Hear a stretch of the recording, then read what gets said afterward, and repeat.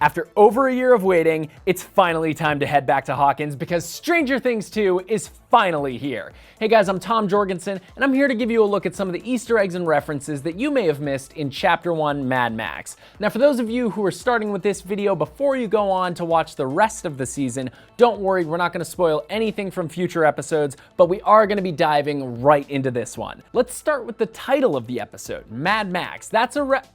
You know what, never mind, I have no idea what that's a reference to. Let's move on! Season 1 of Stranger Things included many references to Star Wars, and Season 2 looks like it's gonna be no different. The opening shot of Stranger Things 2, a tilt shot across a star field, is the first of many references to another well-known sci-fi sequel, you may have heard of it, The Empire Strikes Back. Stranger Things 2 begins on the last weekend of October 1984, and if you look at the marquee of the town movie theater, the Hawk, you can see that The Terminator is playing there. That was actually the top grossing movie for that weekend.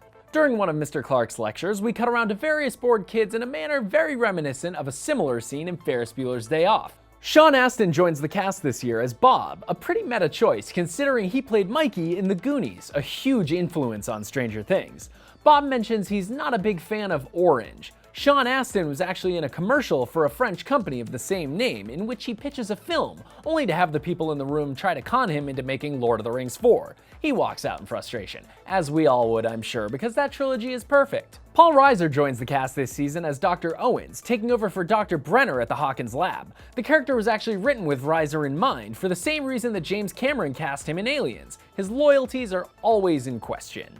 During a checkup, Will tells Dr. Owens his favorite candy is Reese's Pieces, also the favorite candy of E.T. After Max beats Dustin's high score in Dig Dug, Mike exclaims that no one can score 750,000 points in Dig Dug. Not so. The world record's actually over 5 million points. It's tough to see, but the movies that Jonathan rents for movie night are Mr. Mom, War Games, and The Twilight Zone.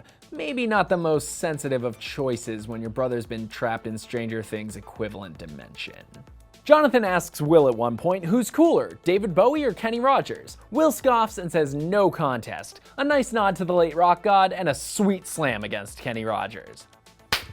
In the first episode of Season 1, we see Hopper's secretary Flo take a cigarette out of his mouth. A year later, she's still trying to keep him healthy, taking a donut out of his mouth and replacing it with an apple. Murray Bauman, hired by the Hollands to investigate Barb's disappearance, mentions a girl with psychic powers, prompting Officer Callahan to bring up the girl that made that kid pee himself, which Hopper dismisses as a prank.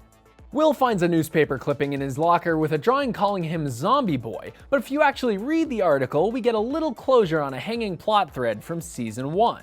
The article states that the police have arrested the state coroner for knowingly misidentifying the fake body of Will Byers. Joyce and Bob make out in a closet surrounded by boxed Christmas lights. We get it, Joyce. You really like Christmas lights. Like a lot. After Will is diagnosed with PTSD at the Hawkins lab, Hopper mentions to Joyce that it's a very real and very serious condition. This is something Joyce is all too familiar with, given her panicked reaction to a phone ringing during a movie later on. We'll gain further understanding as to why Hopper knows how serious PTSD is as the season goes on. Hey look, the Millennium Falcon that Eleven made levitate back in Season 1! The general store in Hawkins is selling the same masks that Call's group is wearing during the opening scene.